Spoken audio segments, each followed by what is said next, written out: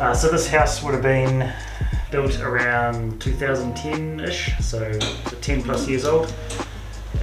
So it was just on the turnover into LED lighting. So it's still got the old halogen type bulb downlights. So it's this kind of area house. It's quite a common thing for us to do.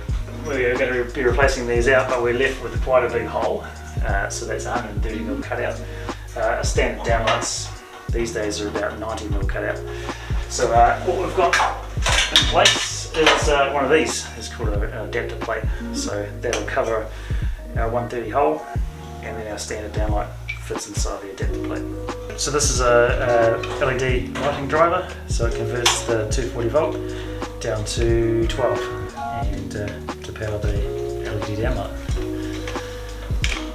So you're going to get a heaps better light out of a modern downlight, and the light dispersal is going to be heaps better too. So it's less directional, less straight down to the ground, more outward into the room.